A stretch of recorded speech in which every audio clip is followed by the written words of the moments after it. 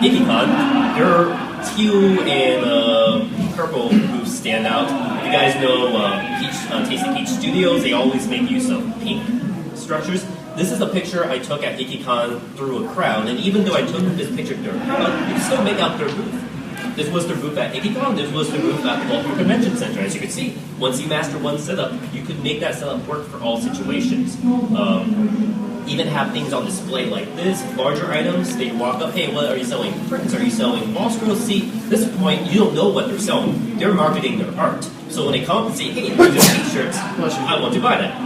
So that's fun, like I said, maximizing space versus maximizing visibility. You can do a lot of great things with that. If you're renting at NewCon for the first time, for example, this is my first time at Midwest First Fest. People in the furry fandom don't know me as well as the Ponycons. I sacrifice space by having a giant sign so people say, hey, this is who I am. My name is Shaka Pony and I sell tarot cards. So people now know who I am. If you're like a vendor like Mary Mouse, her main thing is badges. She's able to compress all her badges because people already know her badges and it saves a lot of space. Some other artists make use of their artwork and art style with their sign, and I think it blends in really well with each other. So for example, having your sign feature your art is really, really great. And you can see a lot of beautiful setups that make use of that structure.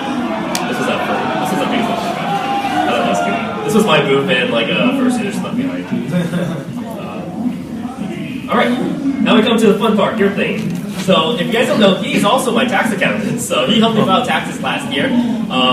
He saved me a lot of money last year, trust me. I did not know you could deduct a lot of food and travel expenses, and because of that, yeah, he saved me like a big chunk of money. So tell us a bit about your profession in that case. So my primary profession is I am a tax accountant. I've been doing it for 12 years. And I've been slowly starting to do taxes for, I think I'm up to 6 or 7 vendors that are in their vendor hall right now.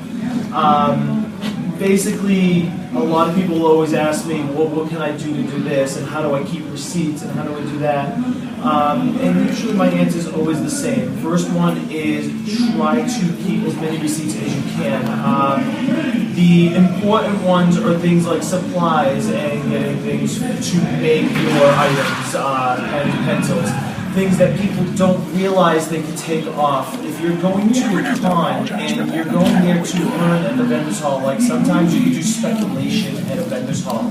You're there for the weekend because you're looking at how people sell, you're seeing how they interact. Even though you're not making money, it can be a deduction because this is something you're using to make money. So receipts for stuff that even though didn't make you anything right away, but was used in the pursuit of income can always be used. As far as traveling, people were like, oh, I kept all my gas receipts. And I'm like, that's good, except there's 2 ways you could always take off expenses. That's either gas receipts or a standard mileage rate.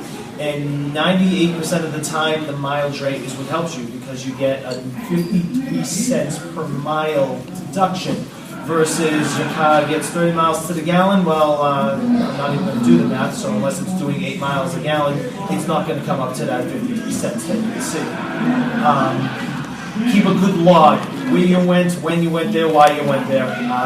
There's not much more you really need outside of that, as long as you can describe each event in case the IRS is like, what the heck is this? Like, that was me driving to a con, because it's just a lot easier. Hotel stuff, you definitely want to keep receipts on.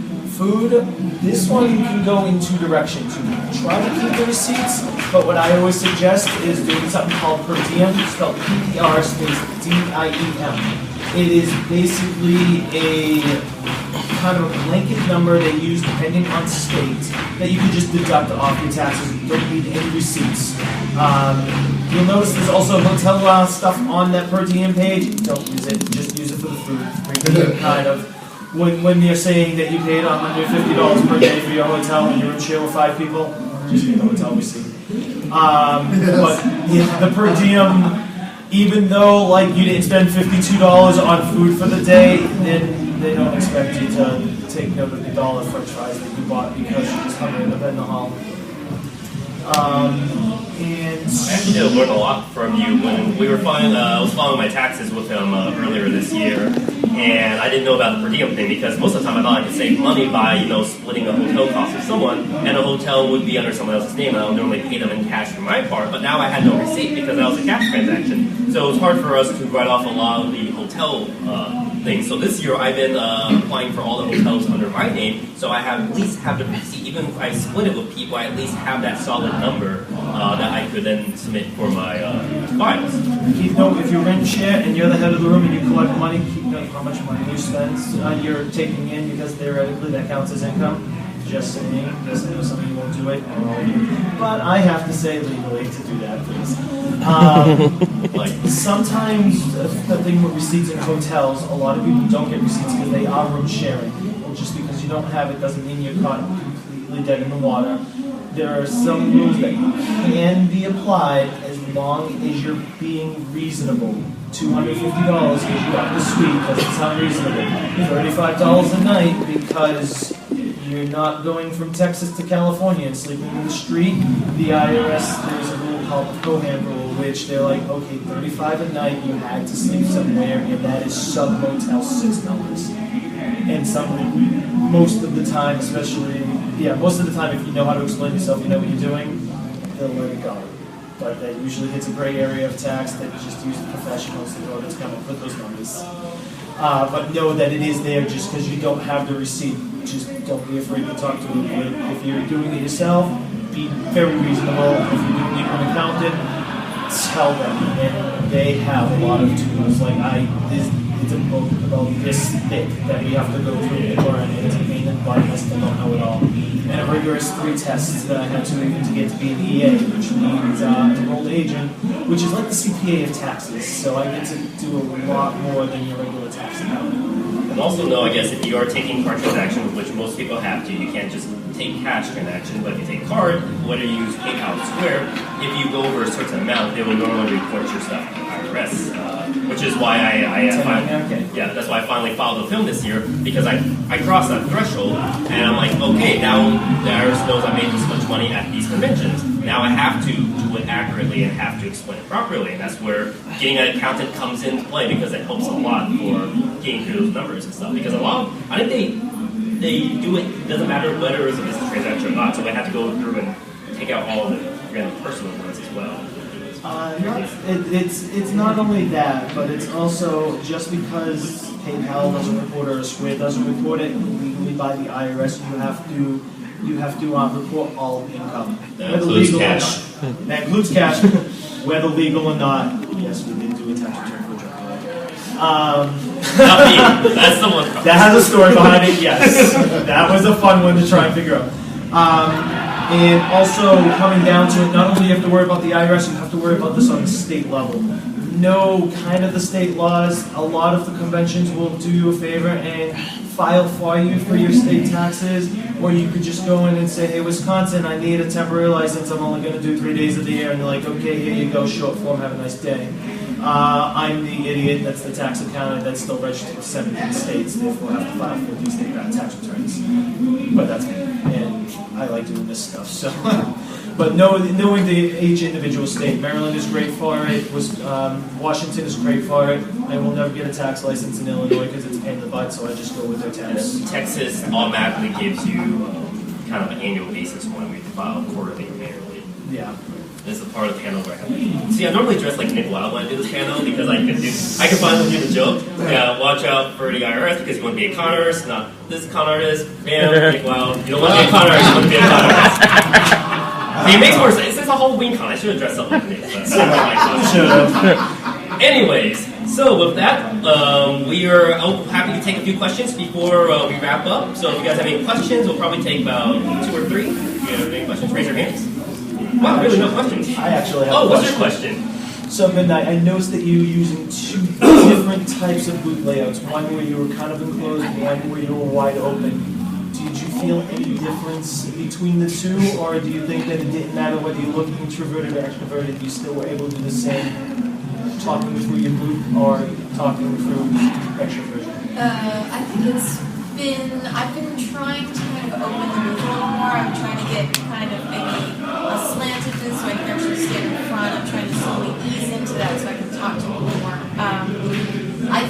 BronyCon, it was a lot easier because the setup, the weird, funky, bright setup was bringing people in, so it was kind of an excuse for people to come to me.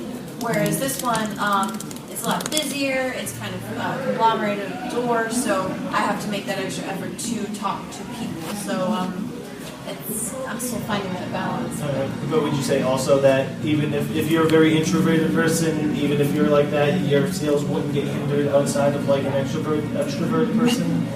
I say that as an introverted person, it's easier for me if I don't have an excuse to hide. So with with a tiny window, and I've got, I'll get in my own head and I need to work on something and crouch down and disappear behind the booth and people walk by because it's nice to look at, but it's easy to just cross on by. So this new setup is harder for me to hide.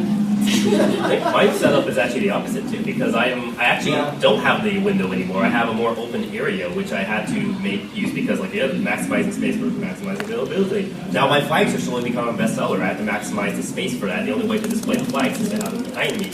So if you guys saw my BronyCon setup, I made it a natural inclined walkway, so people will naturally be funneled to want to walk through my little hall of flags. And this one, I didn't want to do that, but I had a corner where it would kind of attract where the flags are, and I had to push my main booth to the side, but now I have an open space to kind of interact with people. It's harder when to eat lunch when everyone is watching. Oh no, just have no shame. It's like, how can I help you? Y'all are sucking. It's flying out of your mouth. Did you watch some? I'm sorry. So any questions before we go? Yes. I go to a lot of conventions and stuff where I run into problems where I pay for the booth, get set up, and then I don't get any information about what door am I supposed to use? When's setup time? When do I go? Or because the last one I had, we showed up supposed to use gate 6, set us to gate 6. The guy's like, oh no, you need to use gate 3. It's gonna take 20 minutes to get there because it's a huge fair. So we went around to there, and that was the wrong gate. Finally, some lady comes up, she's like, oh, what kind of badge they give you? This one and this one. I'm like, oh yeah, that one? You're supposed to use gate 2 or whatever it was. I'm like, so we ended up losing an hour's worth of time. Email them a lot. Yes. Listen them till they answer. Or get them on social media. Sometimes you'd have to go above them. Or if you're in the private Discord, for example, our friend Screwloose, who's outside, I guess he's getting set up for the other vendor call.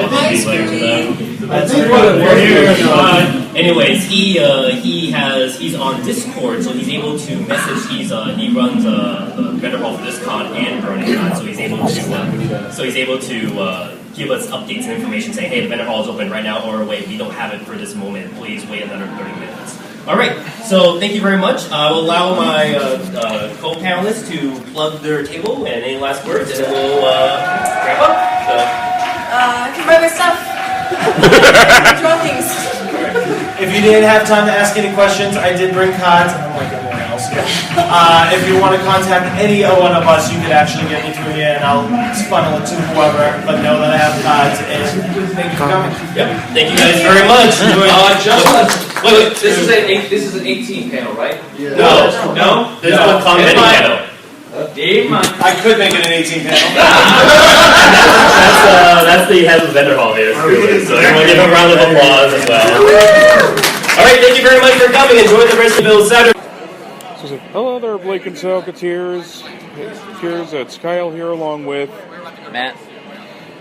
And we're wrapping up Saturday, or oddly enough on Sunday, because we were both too tired to actually do this last night. Not to mention the fact the recorder kept crapping out on us because of a crappy cord. Yep. Alright, so, you may have noticed there was an extra panel in there. It's called Your Mind and Pony's Effects Upon It. I'm sorry, I forgot to mention that when we did the break there. I hope you enjoyed that. Looking at it tomorrow. Well, first off, what did you think of the concert there? Overall, I really enjoyed it. I ended up recording the vast majority of it. It ended up starting just a little earlier than I anticipated. So, the very first song by Surreal the Wolf was cut off a little bit, but I got the rest of the concert for Surreal. Also had P1K, which is Pony 1 Kenobi, Forest Rain, Steel Cord, I believe, was the one who also had a bit with a Green Day parody for Holiday.